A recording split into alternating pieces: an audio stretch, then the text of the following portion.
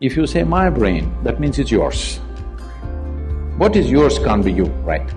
It's a colloquialism that we use because I need to refer to this one in here. These are impressions that we have taken in. I think there's a possibility that it's exactly what happens. If one does this, then you will see perception will explode in ways that they have not imagined possible.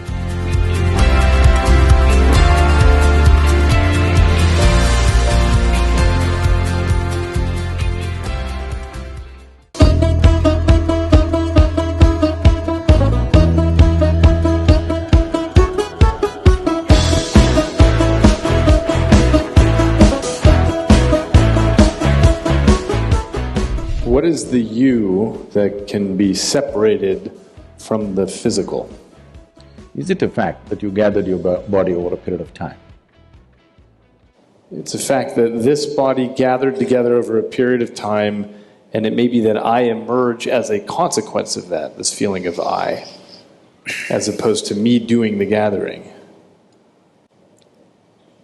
Tell me, you've been having lunch and dinner or… Have I been having lunch and dinner? Yeah. Yeah, this dynamic accumulation has been eating plenty, yeah.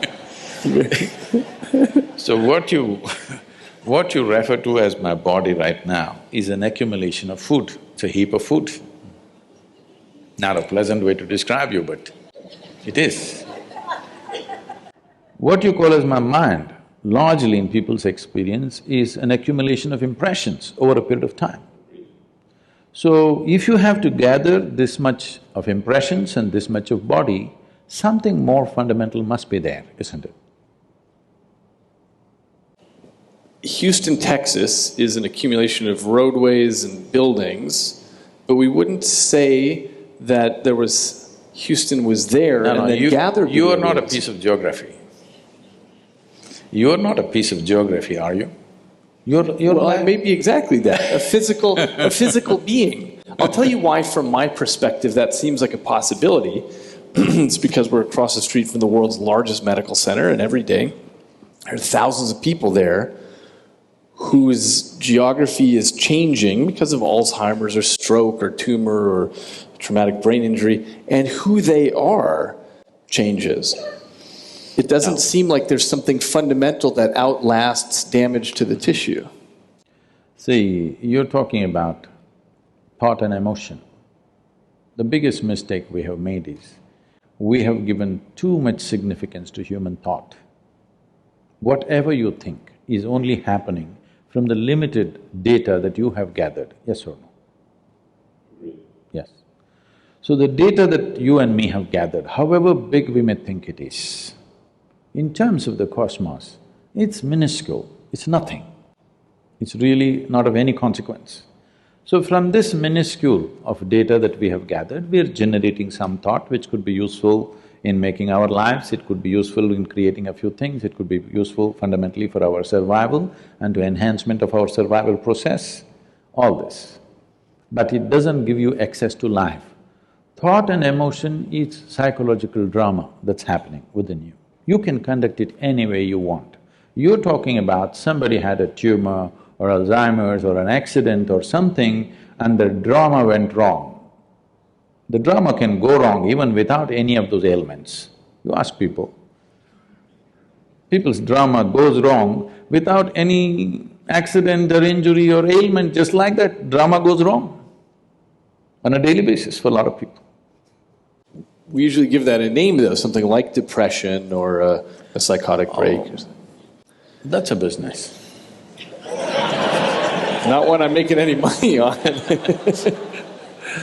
I'm saying there's only this much. Either your faculties are taking instructions from you, or they have become compulsive for some reason, all right? Either your body and mind, you can conduct it consciously, or it's become compulsive. That's all that's happening. Whether you call it physical ailment or mental ailment, all that's happened is just this, that your fundamental faculties of existence on this planet is your body and your mind. These two things, you have lost grip over them. So it can become this kind of ailment or that kind of ailment or whatever, but fundamentally you have lost charge. That's all that's happened. If your body and your brain took instructions from you, would you create depression? Would you create illness? Would you create anything? You would create highest level of pleasantness for you, isn't it? We certainly would if there were a separate you that could gain that control. See, we can come to this like this. There is something called… because I see that you keep referring my brain. If you say my brain, that means it's yours. What is yours can't be you, right? It's a colloquialism that we use because I need to refer to this one in here. I need to specify which brain I'm talking about. See, when I say my hand, I know even without my hand I can still exist. Similarly, if certain parts of the brain are gone, our ability to think and feel the way we were doing it earlier may be gone, but still that person is not gone. That's the question. So if I lose a little part of my finger, I'm still me, but if I lose a chunk of brain tissue that same size, I can be someone completely different. No, you're talking about personality. Personality is again an acquired thing. Beyond personality, I can lose memory, I can lose consciousness, of course, I can lose the ability to perceive reality the way that we do now. I might become colorblind because of a lesion, because of damage to a particular part of my brain. I lose the ability to understand what objects are. Okay, let's come to this. See, suppose somebody became colorblind because of an injury or whatever that happened to them, unfortunately. That person still knows, I have become colorblind, isn't it? He's still there. It's true for the person who becomes colorblind, but it's not true for example, a person who is born colorblind. They don't even have a concept that they could be. They don't have a concept of color. So let's take a person who's born blind entirely. They don't even have a concept of vision. So who's the you for them? Do they… Say, even a person who has visually impaired, who's never seen the world around, he still exists within himself. He's as much a man or a woman as anybody else can be. It's just that if all of us were blind, we would be quite a fine society without eyes. Yes, isn't it? Only because somebody has and I don't have, in comparison I have a problem. Otherwise, if none of us had eyes, you think we wouldn't have found our way around? We would have. Maybe not the same way, in a different way. Oh, I totally agree, because in so many dimensions… There are mammals who are flying by, sound. Yeah. Well, there are so many dimensions that we are blind to now. So what we call visible light is just a 1/10 trillionth of the electromagnetic spectrum that's out there. We only detect a little bit. In some branches of physics, it seems there might be between 10 to 13 spatial dimensions, not just these three, and yet we're trapped in these. We are moving away from consciousness to perception. But my point is, we're already blind to most of the world. So I agree with you that, okay, so let's move back to perception. You cannot disagree that you're life, are you? You're a piece of life, I'm a piece of life, everybody is. What kind of personalities we have acquired, what kind of likes and dislikes we have acquired, what kinds of gods and demons we have acquired, what kinds of other things we've acquired is a social process that's happened to us, cultural and social process. If you were born in a different part of the world, it would be entirely different. Depending upon what we are exposed to, these are impressions that we have taken in, phenomenal amount of impressions. Leaving that aside, let's look at one fundamental. Whatever you gather, you can only claim it's mine. You cannot say it's me, isn't it?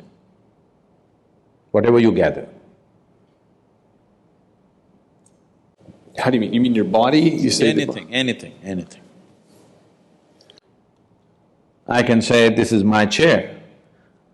If I sit here every day and then I say, this is me, then there's a problem.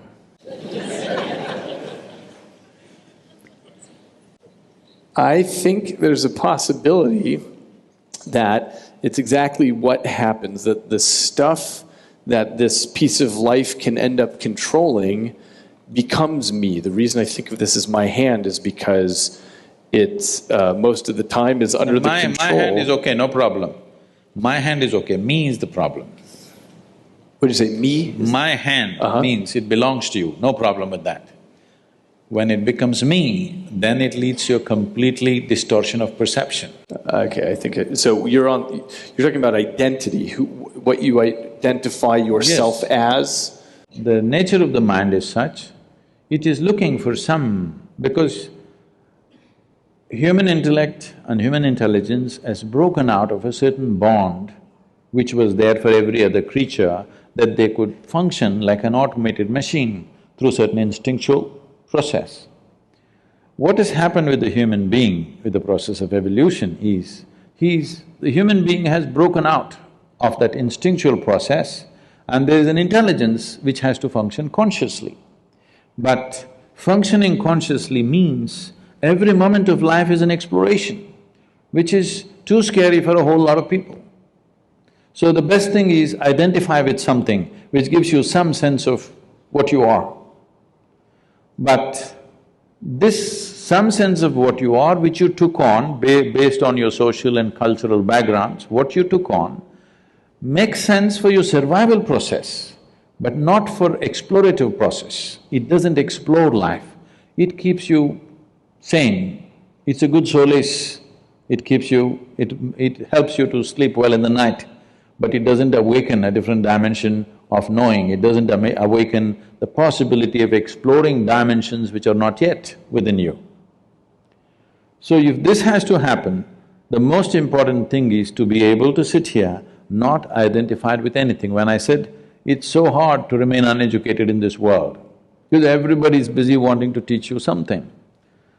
This is all I did in my life, to remain uneducated, not to be influenced by parents, by family, by religion that's happening around you, culture that's happening around you, education that people are forcing on you, just to be the way creation intended you to be, simply. See, I may not fit into the university milieu, but I'm okay, you know. Just simply the way you were born. Not tangling up your intelligence to any particular thing, either your nationality or your religion or your race or your creed or your family or any kind of identity or your gender or whatever, simply to be able to view your life just as a piece of life. If one does this, then you will see perception will explode in ways that they have not imagined possible.